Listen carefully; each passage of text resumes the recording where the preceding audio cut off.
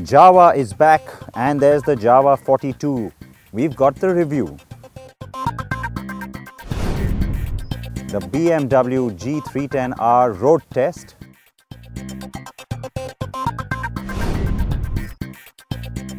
And the other promised BMW, part 2 of the G20 review.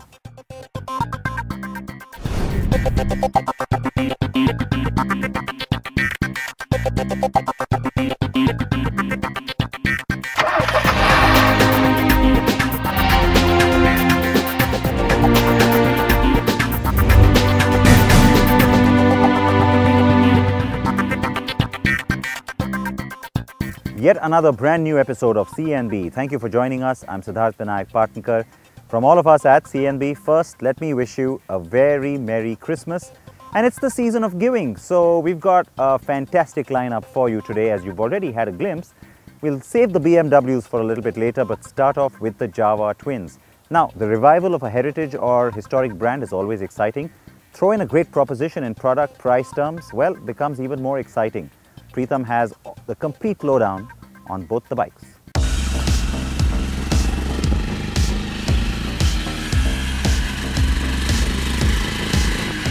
It's a legendary name in Indian motorcycling history, of Czech origin and quite the rage in the Indian motorcycling scene in the 1960s and 70s.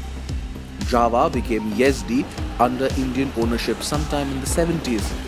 And now, in 2018, Jawa is back in an all-new avatar. But unlike the 1960s two-stroke Jawa Type 353 or the Kevachka, the 2018 Jawa has an all-new four-stroke single-cylinder engine. So there's no pronounced two-stroke sound, and now it's available in two flavors, both built on the same platform. The bikes we're riding are a Jawa and a Jawa 42. Well, they share the same engine, same cycle parts, same suspension, same chassis. But the difference is also in the price apart from the looks. This one looks like the period Jawa from the 60s, and this one is the more expensive one at 1,64,000 ex-showroom, and this one costs 1,55,000 ex-showroom. But that's not the only thing you want to know. You want to know how they perform, right? Straight off the bat, the engine is smooth and has been tuned to deliver a strong mid-range. So in-gear acceleration from 40 km per hour to around 80 km per hour is quite impressive. Well, the engine you'll be familiar with if you've ridden the Mahindra Mojo, because this one, the engine is based on the Mahindra Mojo. Of course, the output is not the same as the Mahindra Mojo. This one makes about 28 bhp of power and 27 Nm of torque. But the best thing about the Jawas is the ride quality and handling. It's slightly on the stiffer side, but if you go over potholes, broken roads, speed breakers, point it, shoot it, it's planted, stable, and fantastic straight line stability. That's the biggest takeaway from the bike. You will reach 100 km per hour without any apparent strain on the engine, and it tops out at around 130 km per hour. But there's still no protest or strain, though the vibes begin to creep in at high triple-digit speeds, and that's when the engine begins to lose steam as well. Now the engine, of course, is a four-stroke engine, so it's not quite like the old Jawa because there is two-stroke. But this one is a smooth engine, and the low end, mid end, perfectly fine, quite smooth. There are vibrations, of course, but not really bothersome. You'll feel some vibes on the foot pegs, on the handlebar, if you really wing it open. And this one's more suited for relaxed cruising. 80-90 km per hour, you will be perfectly happy with this bike. And it will go up to about 125 km per hour, maybe even 130 km per hour. But it's not happy sitting at those high speeds. 90 km per hour, even 100 km per hour on the highway, you'll be perfectly happy with the Jawa.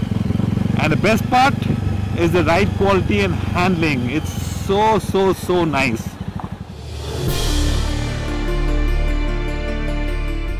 The design of the Jawa is a definite nod to the Kevachka, the old 250cc two-stroke Jawa. Fans of the original Jawa will certainly appreciate how much similar the new design is. From the trademark headlight nacelle The chrome and part-painted fuel tank with the Jawa logo, fat fenders, side panels and the unique tapering twin exhaust, the design has stayed true to the Jawa Type 353. Fit and finish is excellent, and even the crankcase covers have the same shape as the original, and the head has a nice silver finish on the cooling fins in another tribute to the original, though the new engine is liquid cooled. The Jawa 42 is similar, but it has some cosmetic changes, a different headlight, an offset speedometer along with a different handlebar, and differently styled fenders are the main differences. The rest are more or less the same as the Jawa.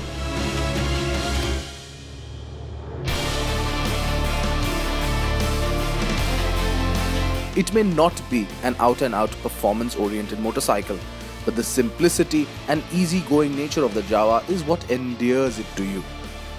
The more you ride, the more you begin to appreciate the qualities of the Jawa.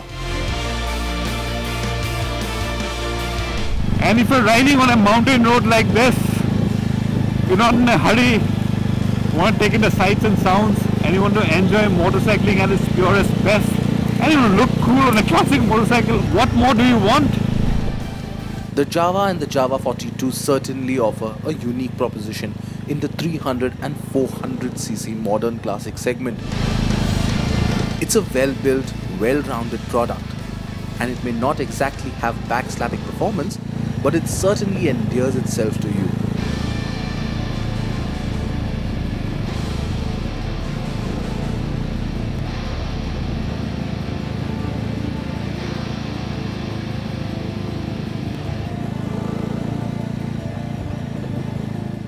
Right, so lots of excitement from the Mahindra Group with the revival of Jawa. Please react to those bikes, tell me what you think of them and whether or not they look exciting enough to buy.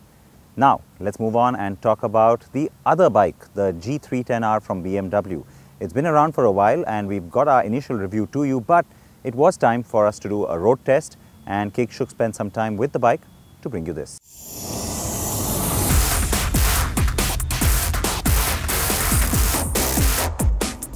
Some would argue that BMW is only a couple of years late in bringing the G310R to India. After all, it was first showcased in 2015 and made its India debut at the 2016 Auto Expo. But now that it is here and for good, we rode it at length to determine the good and the not so good bits about the motorcycle. The G310R is the first model from BMW to be made in India. Also, it is the first Beamer to have a displacement of less than 500cc. There's this nice, lovely premium feel about the motorcycle. Good looks, solid build, nice fit and finish. I'm really eager to find out how this motorcycle performs. The BMW G310R is a naked and it looks the part. It is not loud by any means, but even a quick glance at the bike will tell you that it means business. The fat gold-plated front forks along with an angular headlamp and the sculpted fuel tank with plastic shrouds give the bike a muscular look. The rear too looks good with the sculpted seat along with the split grab rails and the high-set exhaust. The design on the motorcycle exudes rawness, like how it should be on a naked motorcycle. The BMW G310R gets a fully digital instrument console, although it is not a TFT panel. Also, you have a dual-channel ABS as standard, which cannot be switched off. Unfortunately, the bike misses out on LED headlamps and indicators.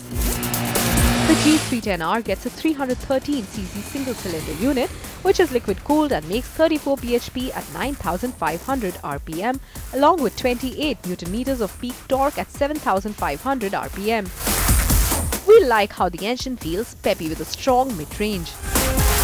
Keep the engine revs at about 6,000 rpm and you will have more than enough juice for quick overtakes without the need to shift down in the 4th or 5th gear. If you're looking to take the motorcycle out for a weekend spin on the highway, it will happily cruise at the speed of 100-110 kmph. This is where the 6th gear comes in handy. The G310R is a motorcycle that loves to be revved hard. There's this nice, delicious swell of torque in the mid-range, but the top end could have been slightly better. The performance tapers off as you reach the red line, The bike really does well on direction changes, the handling is really sweet, and it is a good bike overall to be pottering about town. We really like how the suspension is set up on the BMW G310R. It is taut enough to handle spirited riding and quick direction changes, but can handle broken roads and bumps with equal sure-footedness. The ergonomics on the motorcycle too are comfortable with upright seating and neutral foot peg positioning. As far as the handling is concerned, you will find it easy to filter through traffic on the BMW G310R, and it can take on corners with aplomb too. The brakes on the BMW G310R too impressed us. The bike gets a 300mm disc up front and a 240mm disc at the rear, offering excellent bite and in a progressive manner. The BMW G310R is a good bike, but what it misses out is the ability to tug at your heartstrings. Also, with an ex-showroom price of 2,99,000 rupees, it falls short on equipment that some of its other peers offer. The KTM 390 Duke, which is the G310R's primary rival, is priced at 2,44,000 rupees. The Royal Enfield Interceptor 650 too is a rival and prices starting at 2.5 lakh rupees. Both motorcycles are priced significantly lesser and offer a lot more in terms of performance and equipment. There's little to fault with the BMW G310R, but it is difficult to ignore the fact that there are better options available.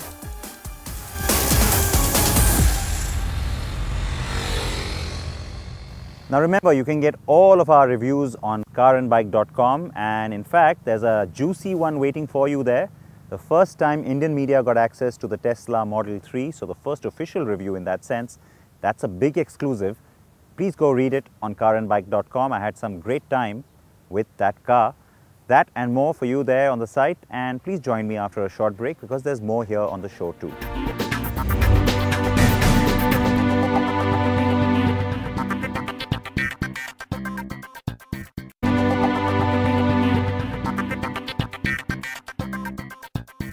Welcome back.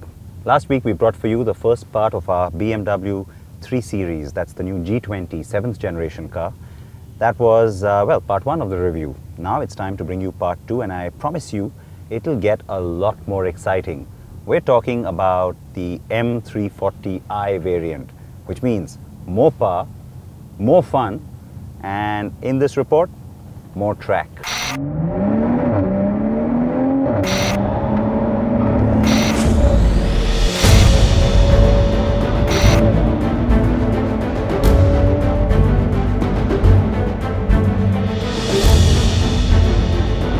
At the Autodromo Internacional do Algarve, or the Portimao circuit, it's a brilliant track. And I have a rather menacing variant of the new 3 Series.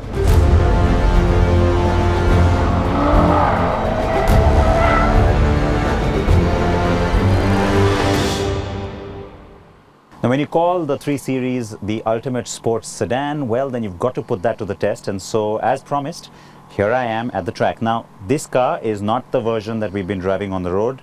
The big difference is of course under the hood. So this is the M340i and xDrive. So yes, all-wheel drive comes into play. This promises to be fun.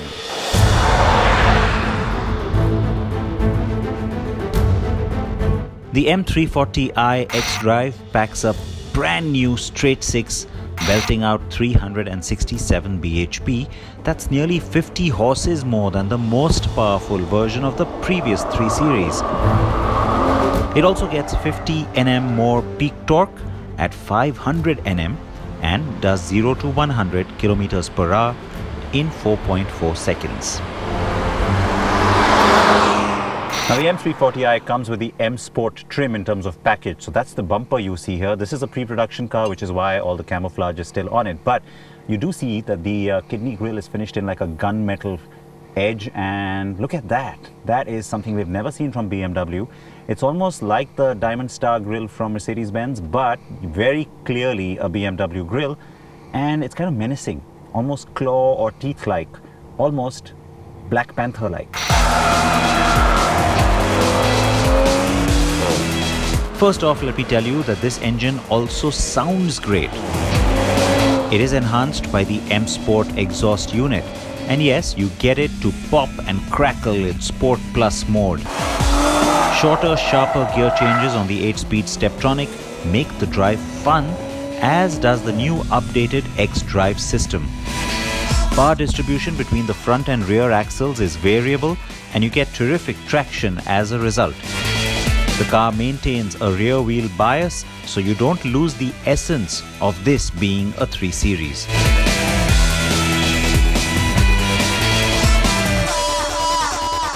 On the M340i, you get a whole bunch of stuff as standard. So the M Sport suspension, the M Sport differential, the M Sport brakes, and also 18-inch mixed-size tires. But the car I'm driving right now and the one we have today on the track, all of us, well, it's got some optional stuff on there too, which includes the adaptive M suspension and also 19-inch mixed tires. So that also means that they are high-performance tires that are on these cars. All bodes really well.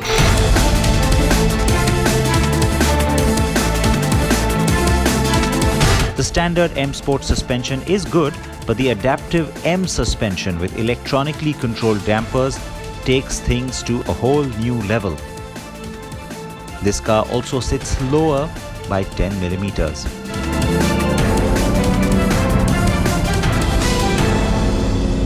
What's kind of cool is that when you put the car into Sport Plus mode, while everything will really stiffen up, you might want to be able to have a little more leeway on how you want the car to perform. So you put it into Sport Plus individual, and then you can still have the steering in comfort, especially good when you want to drift the car. And you know, the rest of it, throttle response, the quick gear changes, all of that can still stay in Sport Plus. I had the chance to experience the new car at high triple-digit speeds with electronics switched on, and then also had several goes with them switched off.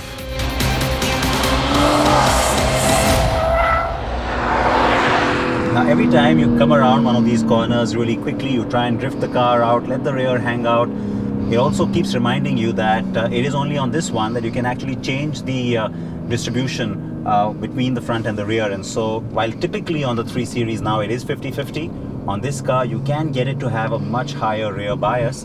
And every time I feel like, hey, hang on, maybe they could have done just a little bit more, I have to remind myself that they have to save something for the M3. It also has the new variable sport steering, which is just fantastic and gives you perfect feedback as you're pushing the car into sharp cornering and throwing it sideways.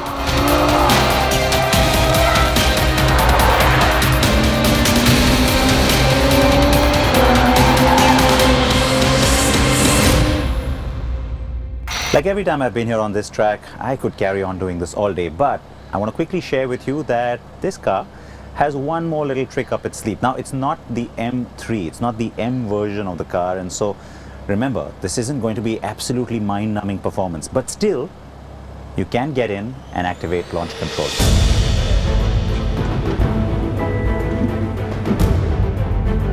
So there's no launch control button like you have in some of the sports cars, and yet, like I said, you can do it. So traction off, so DSC off, Sport Plus mode.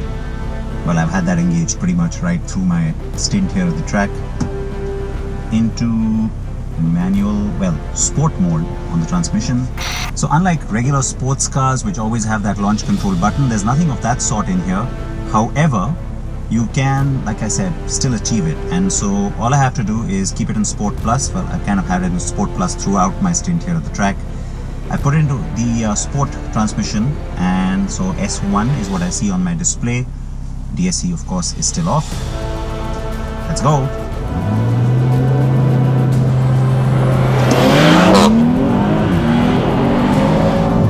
And 100. Wow, 150. Effortless, effortless, effortless.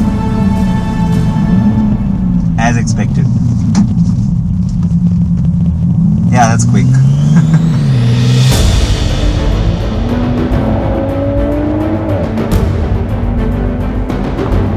As you can see by my exhaustive descriptions of the experience and the equipment, the M340i xDrive is the variant to get.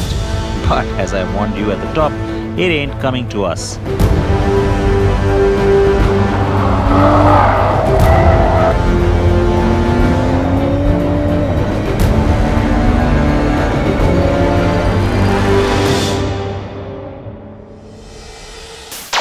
The all-new 3 Series. I did have some fun with it. Please react to it. And it's too bad we're not going to get that variant. Not at the start anyway. But overall, I have to say, the new 3 Series is back. A lot more compelling than the last car. And that's great for the segment and the market. Please react to it. And please wear your seatbelts. Please join me next week. Bye-bye.